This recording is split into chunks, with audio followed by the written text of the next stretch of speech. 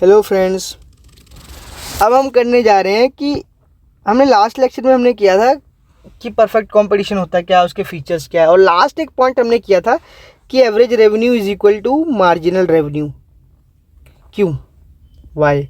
मैंने आपको बता तो दिया था कि ये इक्वल होते हैं, पर होते क्यों हैं, वाई? इस टॉपिक में हम इस लेक्चर में हम करेंगे कि वाई ए आर और M R curve under perfect competition, ठीक है, ए आर और एम आर कर्व इक्वल क्यों होती है, या फिर कह लीजिए why demand curve of a firm under perfect competition is perfectly elastic.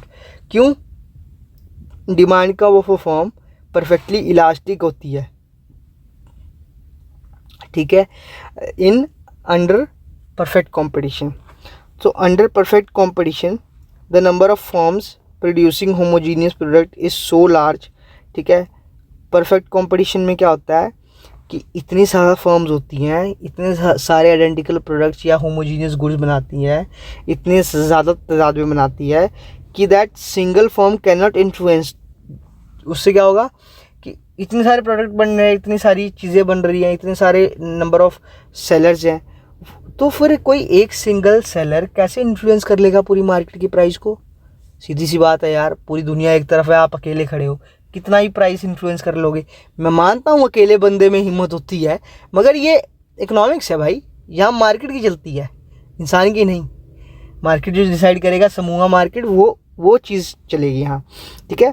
So the number of firm producing homogeneous product is so large, इतने बड़े होते हैं ये, that single seller can not influence the price. उससे क्या होगा, as market supply remains unaffected. उससे क्या होगा कि जो मार्केट सप्लाई है वो अनअफेक्टेड रहेगी, उतनी की उतनी रहेगी जितनी की जितनी पहले थी, ठीक है।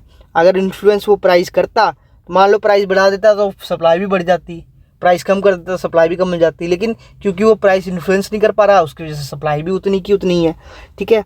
Even if a few firms change the supply of the products, वो कह रहा है कि अगर दो चार सप्लायर चेंज भी कर दें अपना प्राइस, वैसे तो करते नहीं है, अगर कर दें तो क्या होगा, ये जो उससे प्राइस पे कोई इफेक्ट नहीं पड़ेगा, मार्केट प्राइस उतनी की उतनी रहेगी, चाहे दो चार लोग या दो चार फर्म्स अपने प्राइस को फ्लक्चुएट भी करते हैं, ठीक है। The firm can sell any number of units, एक फर्म जो है वो नंबर ऑफ यूनिट्स बेच सकती है of a commodity eight uniform price, एक यूनिफॉर्म प्राइस पे, विच is determined by the industry, जो कि डिटरमाइन किया इंडस्ट्री ने with forces of market demand and supply of the product, ठीक है। डिमांड एंड सप्लाई के मिक्सचर की वजह से जो प्राइस डिसाइड की है मार्केट इंडस्ट्री ने, उसी प्राइस पे नंबर ऑफ सेलर्स या लार्ज नंबर ऑफ सेलर जो हैं वो प्रोडक्ट को सप्लाई करेंगे।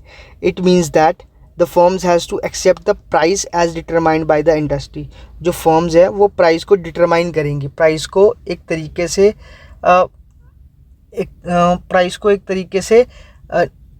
बताएंगी कि हाँ आप इस चीज़ पे मतलब सेट कर सकते हैं प्राइस, ठीक है, which is determined by the industry which with the forces of demand and supply of product. It means the firm has to accept, जो फर्म्स हैं उनको एक्सेप्ट करना ही पड़ेगा, accept the price as determined by the industry, वो price जो determine किया है किसने, इंडस्ट्री ने, ठीक है। Thus a firm is a price taker, इसीलिए जो फर्म होती है वो प्राइस टेकर होती है, and not a price maker, इसी और ना कि प्राइस मेकर।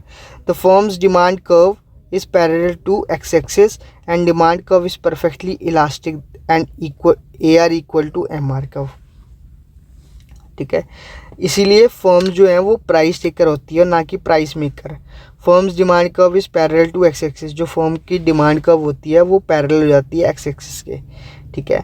इसीलिए फर्म्स को हम बोलते हैं कि यार ये प्राइस टेकर है, मेकर नहीं है, ठीक है, वो इन्फ्लुएंस नहीं कर पाते प्राइस, इसलिए प्राइस मेकर नहीं होते। मैं बताऊंगा आगे प्राइस मेकर होता कौन है, ठीक है।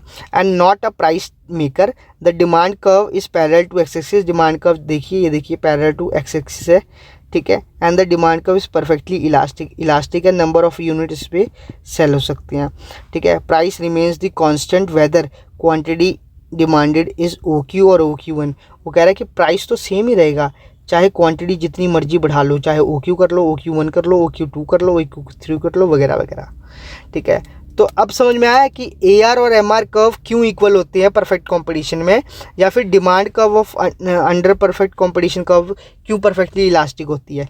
क्या रीज़न है इसका? रीज़न यही है कि इतने लार्ज नंबर ऑफ सेलर्स होते हैं कि कोई सिंगल सेलर इन्फ्लुएंस कर ही नहीं पाता प्राइस। जब प्राइस नहीं इन्फ्लुएंस कर पाता तो सप्लाई अनअफेक्टेड रह जाती है। जब सप्लाई ही अनअफेक्टेड रह गई, ठीक है, तो सप्लाई वैसी की वैसी ही रह जाती है, उसमें कोई चेंज नहीं आता। अगर मान लो प्राइस बढ़ता तो सप्लाई भी बढ़ जाता, प्राइस घटता तो सप्लाई भी घट जाता, मगर क्योंकि प्राइस सेम ही है तो इसलिए सप्लाई पे कोई इफेक्ट नहीं पड़ रहा, और सप्लाई पे कोई इफेक्ट नहीं पड़ रहा तो प्राइस पे भी कोई इफेक्ट नहीं पड़ रहा एक तरीके से, ठीक है।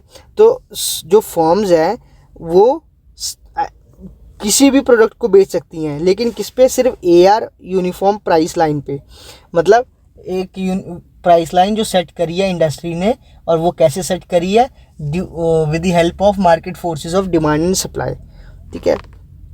This was the basic concept, और आई होप आपको ये समझ में आ गया होगा। सो मिलते हैं नेक्स्ट लेक्चर में। Till then bye.